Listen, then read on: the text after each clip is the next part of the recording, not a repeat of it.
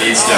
And here we are in the battle. On the top of your screen is Fuko Nakamichi from Japan, sending out her Weavile and her Thunderous incarnate form. And on the bottom of your screen is Brendan Zhang from the United States of America with Cresselia and Rotom Wash. I think we saw this from his brother yesterday. They've been known for using similar Pokemon. As you expect from a brother duo, they do work together and build their teams. So hopefully this Rotom can succeed where his brother Aaron's Rotom failed. Hit a few attacks this time. Yeah, and speaking of that last battle with Aaron and Yosuke, the bane of that, the Thunderous is out on the field also. This time with a little bit more offensive pressure with that Weavile. The fake out pressure coming out as well as Taunt or Thunder Wave and Swagger risk coming out with that Thunderous. Very heavy support on both sides actually, as we've seen that Rotom once before already. Probably not a whole lot of damage to go here. We do have the Dark type Weevil against the Psychic type Cresselia here, but it doesn't really want to mess around with Rotom too much. Yeah, Weavile is going to go ahead and make sure that that Rotom doesn't get a chance to attack and uses the fake out on it, while Thunderous is going to go for the Taunt. Make sure that Cresselia is unable to use any non-attacking moves, sort of like a Trick Room or a Rest or something like that. Rotom does straight to the Ice Beam on that Thunderous incarnate, and it's going to activate the Ice Berry, which will weaken the damage of that Ice type attack there, making sure that Cresselia is not doing any damage whatsoever. It's an impressive work about that Thunderous there. It's almost nothing for the Ice Beam. The berry helps, but even then, this Thunderous is clearly trained to be resistant to special attacks, so Brandon's going to have to keep that in mind. He's got two special attackers out right now, so he may want to consider a switch here. Yeah, it looks, I mean, the Weavile is still a nice juicy target, but it does put some pressure on that Cresselia, and Thunderous probably not going to mind taking any more of those, non-boosted Ice Beams from Cresselia. And we've already seen the Rotom isn't as much of an offensive pressure at Pokemon as we've seen some other Rotoms be. And this Rotom is probably still going to intimidate that Weevil a little bit. Like I mentioned before, the previous turn, Weevil doesn't want to stay in for too long and risk getting burned by a Will-O-Wisp, or even hit by something like Thunderbolt, which will do a lot of damage to a frail Pokemon like Weevil. Yeah, it's going to be a tough road for Weavile. It usually is. That's why we haven't seen it in as many battles as some of these other Pokemon like Thunderous or Cresselia. Usually it holds the focus faster, at least take out one hit there. But it is going to go with the Ice Shard onto that Rotom. It's going to be not very effective against the water type Rotom washing machine. It does get the priority off it, but Thunder Wave comes out from that Thunderous. That will paralyze that Rotom Wash. Flashbacks to Aaron's match yesterday. Rotom is now paralyzed and it may be unable to move, also cuts its speed, but it does manage to get its Thunderbolt off. It is going to continue to fight that Thunderous incarnate form there. Thunderbolt is going to deal back. A little bit of payback with the Thunder Wave on the Rotom, and the Ice Beam comes back again. Brendan is not going to let that Thunderous stick around. And perhaps learning a little bit from the way his brother's matches went. In those matches yesterday in the Master Division, Thunderous just survived for many turns, was able to really be disruptive, and Brendan doesn't seem to want all the same thing happening to him. Also interesting last turn that Weevil chose the Ice Shard the Rotom, probably expecting a switch in there, but not a very effective turn for Fuko then. Yeah, and crucially, Brendan is ignoring that Weavile, is not afraid of the threat that it poses. Cresselia generally trained to be bulky, so even if it does have to take a dark type attack from that Weavile, probably going to be pretty healthy, even still. And daring him to ignore it though, kind of tempting fate a little bit, ignoring a dark type Pokemon with a Psychic type, especially because the most common dark type attack for Weevil is Night Slash, and it has a boosted critical hit rate.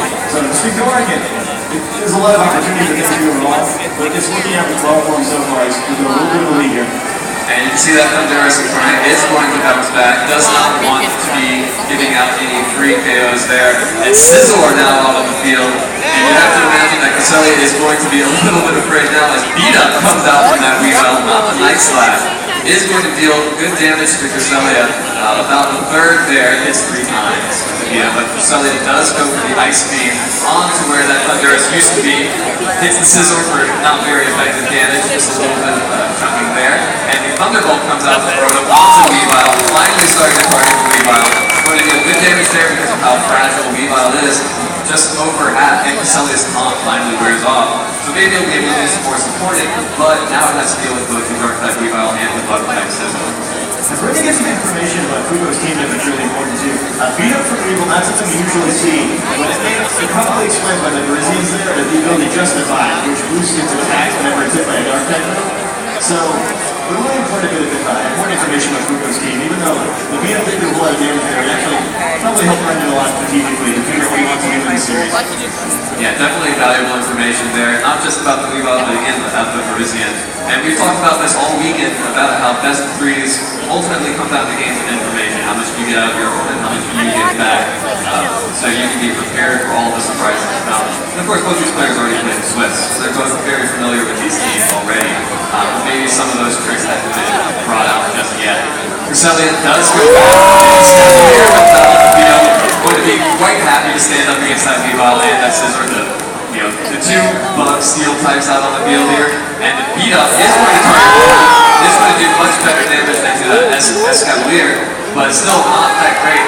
Beat up, not chosen over the Night Slash specifically because of that lower damage output. The bug gem, bug fight. Used to be Cresselia, now Escavalier is going to deal about 50 damage there. Not enough to make that Escavalier think twice about switching it, while Rotom is fully paralyzed and unable to move. Fuko gets some nice damage there. Gets but still.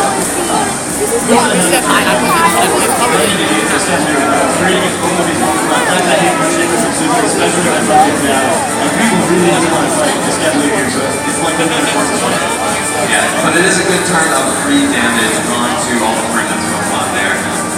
Does manage to protect Cresselia, which is very important, especially with that Honduras sitting in feedback. That ice beam will be important to protect Honduras if it ever decides to come back in. But that Escavalier putting so much pressure on the Fuko right now. Yeah, it's one thing I feel. Even though Escavalier is going to take much damage from Scizor, it's not going to do a whole lot back either. But those two Pokemon are pretty safe. It's just a matter of dealing with the other two. And Weavile continues to beat up on poor Rotom.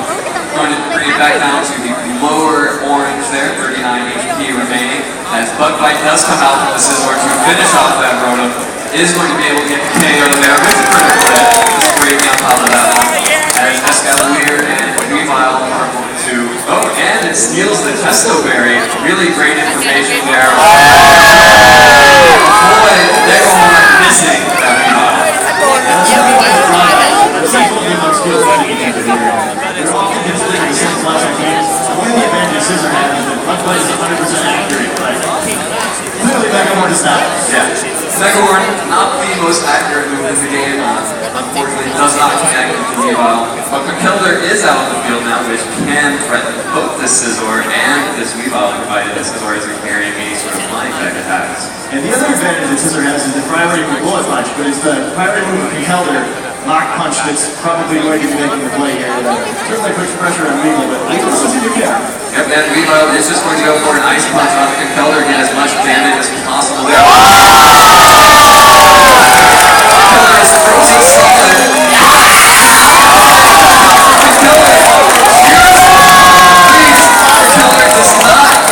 But does take an aerial ace from Scizor, has that flying move in its back pocket, and is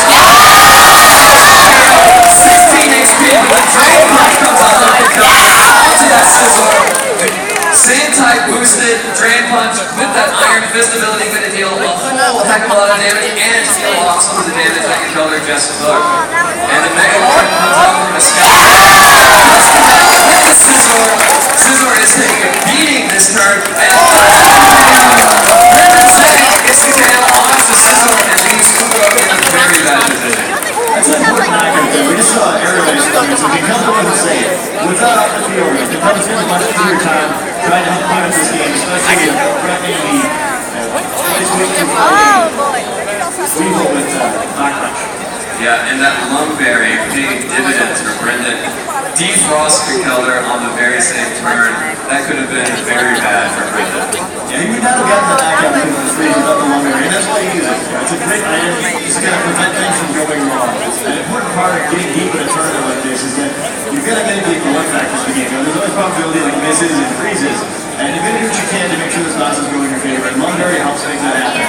Yeah, for my money, Lumberry is probably one of the items where if you weren't using it on your team, you better have a very good reason why. Escavalier does go back to Brendan, and Cresselia comes out on the field, returns, not afraid of that Weavile still, and Politoad out on the field for Fugro. Keller is going to detect, hoping to waste a turn, waste one of Fugro's turns. Is going to protect itself from any damage this turn as the Ice Punch comes out into the protective from Keller. And the Skull comes out from Politoad into Keller successfully wastes that turn. A great switch by Brendan there. And not only does he get Caselli in for free, but he saves Keller. He's still pretty on it, but even though it's slow, it's got Rock Punch available, and it's difficult just to double turn Keller this turn because of the Caselli putting Trigger up. So ignoring it is dangerous. So Keller might get a turn here, even though it probably shouldn't. Yeah, and as we see Brendan having Keller, and Escavalier, have to imagine that Keller is looking to twist the dimensions. Yeah, it's a great trigger mode. It's two of the slowest and most powerful physical Pokemon, so getting triggered up would give him a big advantage. He's able to do it here. Especially against this Weavile, one of the fastest Pokemon in the game. Of course, the Thundurus in the back has been paralyzed, so its speed will be, comparable to some of these slower trick room attackers. But still probably the position that Brendan wants to put himself in here. Yeah, absolutely. You have to be careful with Keller up here just because he's going to have a hard time with Thunders. Just a simple weird to use a damage to it. And then the Ice Shark comes out from Weavile, trying to get some damage in before Keller does survive the Ice Punch and gets the Lock Punch off. It is going to KO that Weavile with that Lock Punch. Gets the KO there, leaving Politoad Thundurus against Escavalier, Keller, and Cresselia. The Parasol comes out from Politoad in 3 turns. These Pokemon will have fainted. Trick Room! Brendan still has a third Pokemon. He can switch out of this Trick Room. Politoad's going to be stuck. Yeah, Politoad sacrificing itself in 3 turns to make sure that Cresselia and Keller have to waste some time switching around. As you can see, the perish counts on each of these Pokemon falling down to 3. Once that hits 0, all Pokemon hearing the perish song will faint. That really daring move by Politoad there. Knowing that its time is probably limited now, but it does make it more difficult for Brendan to close this game out because it's complicated decisions. He either has to risk getting stalled out and losing Pokemon to Parasol, switching a whole bunch of time, which gives you an opportunity to attack even if she's behind. Yeah, definitely an interesting play, especially since all the equipment is for healthiest Pokemon on the field. But Thundurus coming back in, paralyzed in red health there. Still a threat now that Trick Room is up, and with that Prankster, you can never count Thundurus out. And Thundurus still has the ability to use moves like Thunder Wave, which we've seen the power of all weekend. Even though there's only a small chance of being fully paralyzed, it always seems to come up at just the wrong moment. So Brendan's going to do everything he can to avoid introducing that element. And that's what makes Thunder Wave such a strong ability. In these sort of high-level matches, every turn counts. And if you waste a single turn, it can change the entire battle. Yeah, it's one of the best moves because it's versatile. Not only does it have that property, but it slows Pokemon down too, so it's also got better control abilities in the game. Keller successfully identifies that it is the greatest threat here. The taunt comes out on Cresselia. A little bit late, too late to stop that Trick Room, but will prevent Cresselia from doing any kind of shenanigans.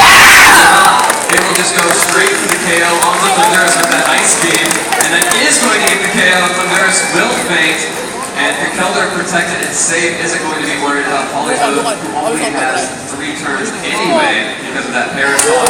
Keller does close the Two turns left for that Politoad. The game one looks really good for Brendan here. He's got 3 Pokemon left, and all he has to do is not lose all of them before 2 turns pass. Politoad likely doesn't have any spread here, so it's actually, unless it's a Surf or something, it's not going to be able to keep up with the clock. You're going to faint to its own Parasol. Yeah, it would need at least 3 turns to KO all 3 Pokemon on the field without a spread move like a Surf. You see, Cresselia is going to switch out for Escavalier, does not want to worry about getting Parasol in the end, but Keller is still going to move first thanks to that Trick Room, does get the Drain Punch off, and is going to deal a whole heck of a lot of damage, over half there, and peel that off once more. Getting it back up to 77 HP back in the orange, as Politoad is going to go ahead and eat its Citrus Berry, recover off some of that damage. Delicious Citrus Berry. Great for recovering off most of that damage there. The Skull comes out onto Keller, and with the rain, with the water type boost there. Oh! Get the KO for Keller. All every little bit of that healing with the Drain Punch doing work there as it survives with 4 HP. And something like Keller is so frustrating to play against. That was a really strong, one of the most powerful physical attackers in the game. But you do have the option of using like Drain Punch, which lets the heal be really bulky as well. Rather than hammer like we saw in Masters yesterday, which is just focused on the offense. And Keller, with that last turn of Parasong, isn't going to go down easy. Switches out for Cresselia, who's going to be back on the field now that is switched out. Is not afflicted by that Parasong anymore. Escavalier does go for the X-Scissor to attack that Politoed, and Escavalier deals so much damage. Politoed just barely hangs on with the sliver of health there. Does get the skull off onto Escavalier, but with that Parasong about to end, this looks like game 1 for Brendan. As the Parasong